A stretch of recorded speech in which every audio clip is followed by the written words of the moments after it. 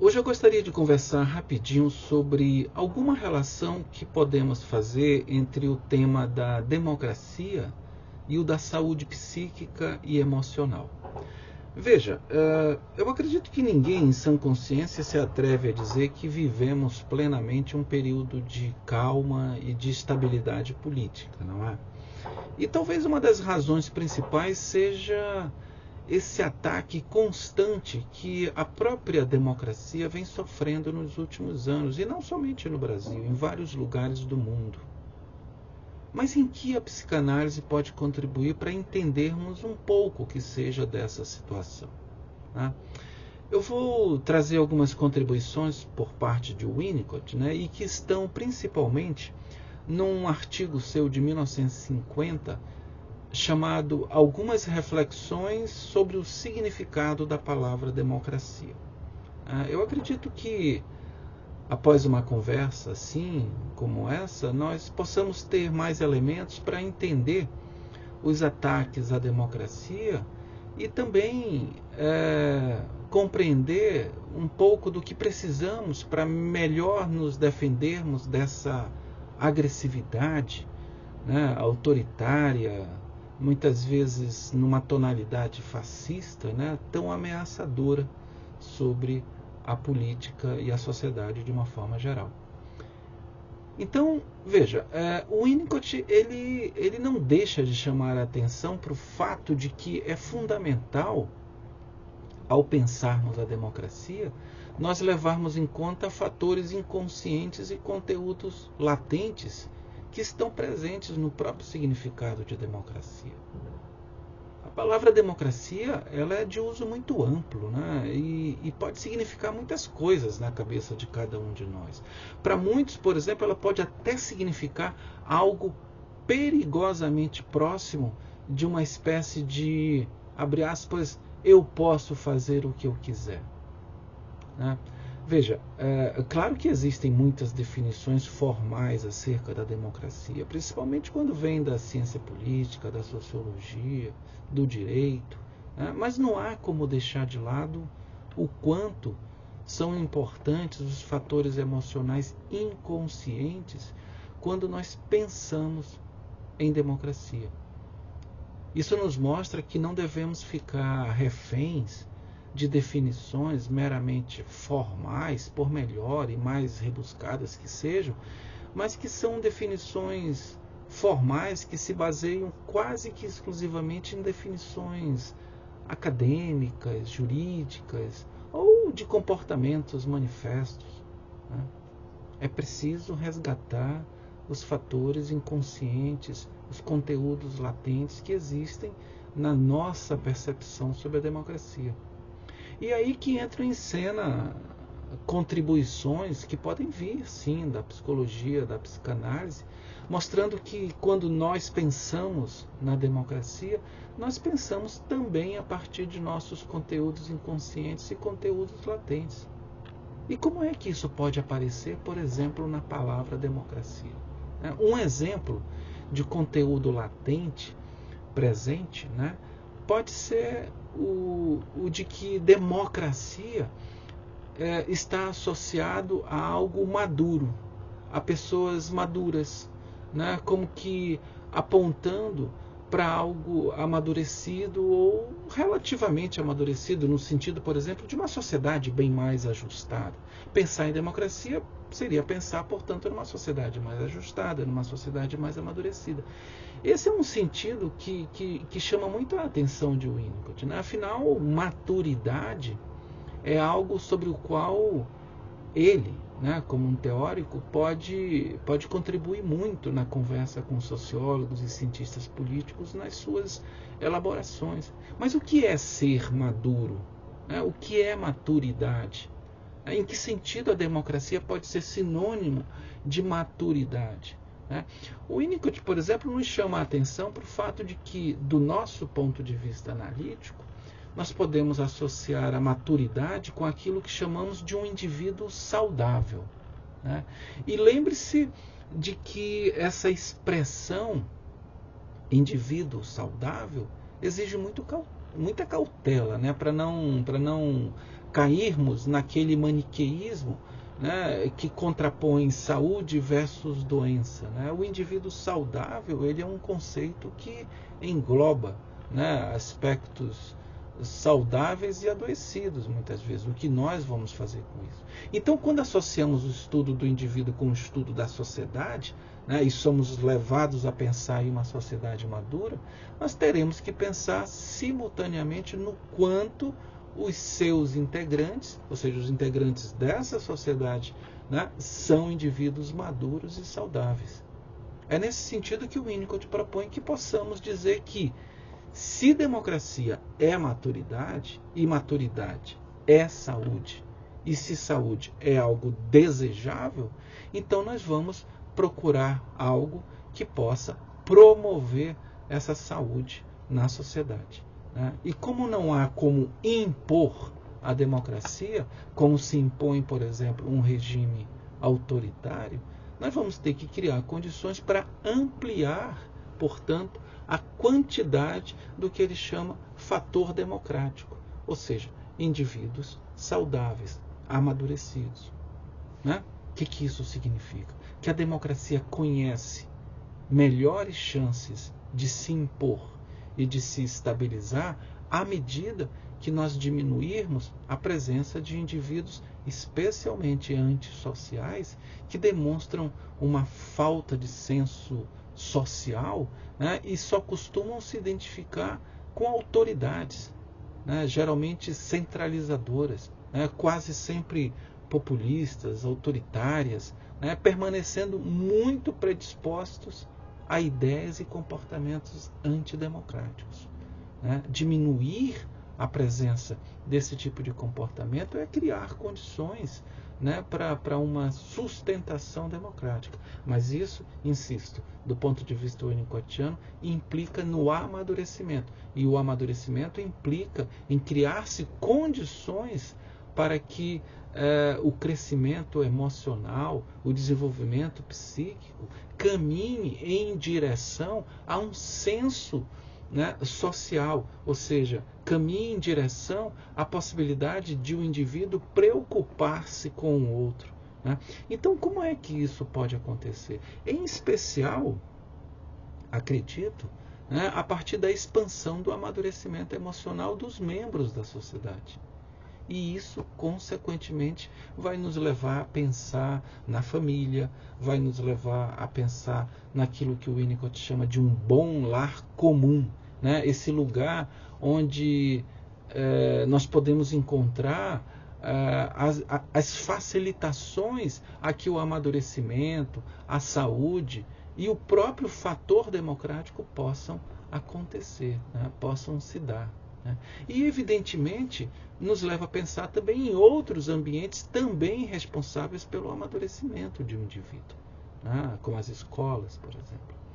Mas, pensando nisso que ele chama de um bom lar comum, né? Como o próprio nome diz, nós não vemos no lar comum um lar que possa ser chamado de espetacular. Né? O lar comum não significa um ambiente familiar dedicado a produzir indivíduos excepcionais. Né? Não é disso que se trata. Né? O lar comum não é uma escola de líderes, de intelectuais ou de genialidades, por exemplo. É muito perigoso que a família, né, tome para si que a sua função principal seja essa, a de ser uma escola de líderes, de intelectuais e de genialidades. Isso tira da família a possibilidade de criar aquilo que se chama, né, que eu estou recuperando esse conceito no Winnicott, de um bom lar comum, que produza não essas genialidades ou lideranças, mas que produza algo melhor que isso, que é o cidadão. Aquele que amadurecido se preocupa com o outro. É daqui que saem verdadeiramente os líderes democratas de uma sociedade, aqueles que carregam consigo esse fator democrático, né? de ousar sustentar as lutas pela construção de uma sociedade democrática comum. Então a sociedade democrática seria a expressão maior de um lar bom comum. Essa associação é fundamental para que a gente possa entender que a democracia não pode ser pensada simplesmente a partir de definições formalizantes, né, que tiram dela essa necessidade de cidadãos com capacidade de preocupação com o outro. Sem isso, ela vira uma formalidade. E enquanto formalidade, ela é alvo muito fácil de ataques, né, odiosos, cujos argumentos são muitas vezes fracos, infantis, mas são fortes o suficientes para abalar, né, as estruturas de uma sociedade democrática. Por quê? Onde é que está o problema aí? Está na descrença, está no pouco amadurecimento emocional, no sentido da preocupação com o outro. Então, é como se nós disséssemos assim, né, que o futuro da democracia vai exigir cada vez mais, em algum momento, né, a presença de bons lares comuns, né, formadores de cidadãos. E quanto a isso, o Winnicott nos oferece, né, uma rápida definição assim de um bom lar comum.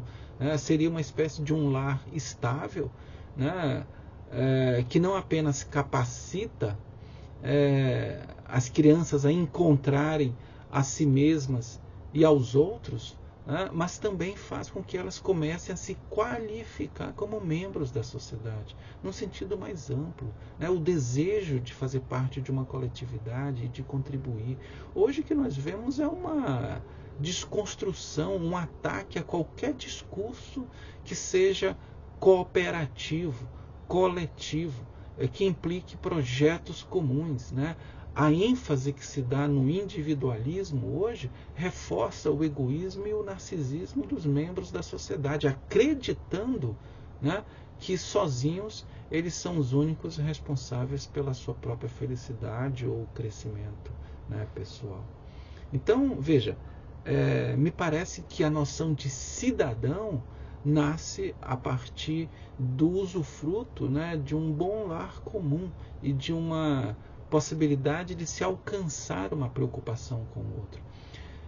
Veja, mas é claro que existem sempre muitas condições que dificultam o funcionamento de um bom lar comum. Por exemplo, algumas crenças são muito prejudiciais, como o baixo reconhecimento, né, de que a essência da democracia repouse no homem comum. O que geralmente se enfatiza é a ideia, né, a necessidade de líderes extraordinários, né?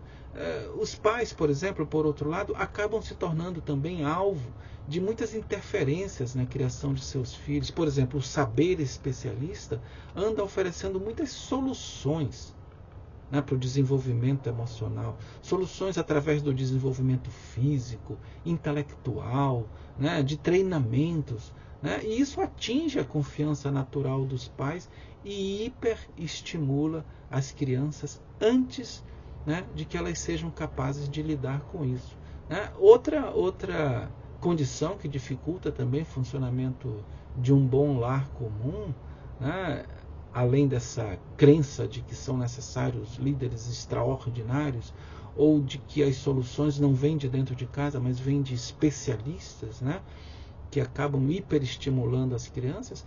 Outra condição que dificulta é o próprio limite do amadurecimento dos pais, né, que acaba criando ali um fator limitador para que eles possam se responsabilizar de uma forma saudável pelo amadurecimento dos seus filhos. E vai se criando condições para a reprodução de adoecimentos que vêm de geração após geração.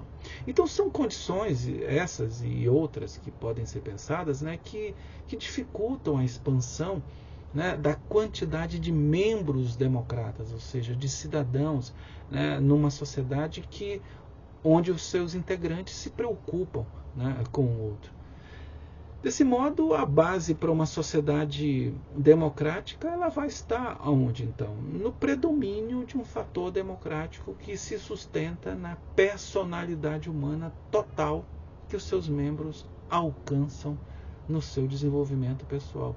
E isso implica uma ultrapassagem do narcisismo, né, em direção a uma capacidade de sermos ambivalentes, para não termos que ficar por aí destilando ódio a tudo e a todos, ou seja, que sejamos capazes de dar conta dos nossos conflitos internos sem nos valermos da necessidade de sermos destrutivos e de termos inimigos a todo instante. E essa capacidade de sermos ambivalentes vai implicar na nossa capacidade também depois de nos preocuparmos com o outro, percebendo e não tendo mais tanto medo de limites e castrações, e encontrando no outro não um inimigo, né, mas muito daquilo que nos falta e desejamos. Né?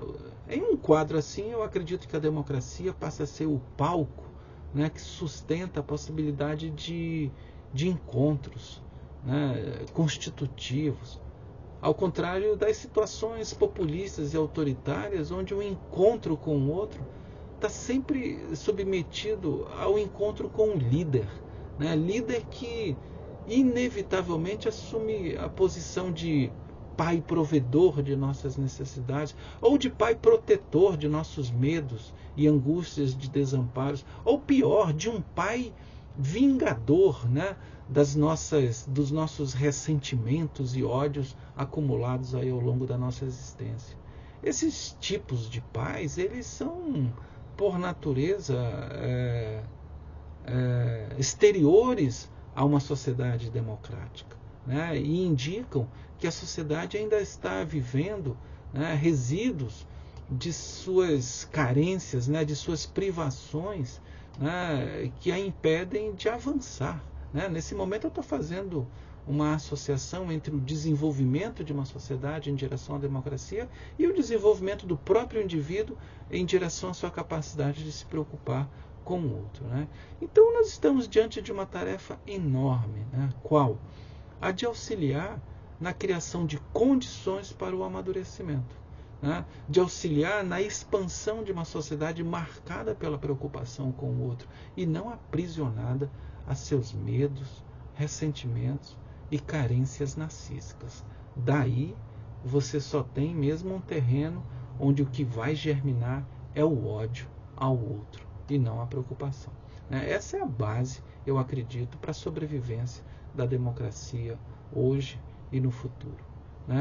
Os próximos tempos vão nos dizer se nós formos capazes, ousados e resistentes, em solidificar um terreno favorável ao amadurecimento pessoal, ou se fomos tragados e tivemos que sucumbir ao ódio que se tornou avassalador. Fico por aqui. Até breve, até a próxima.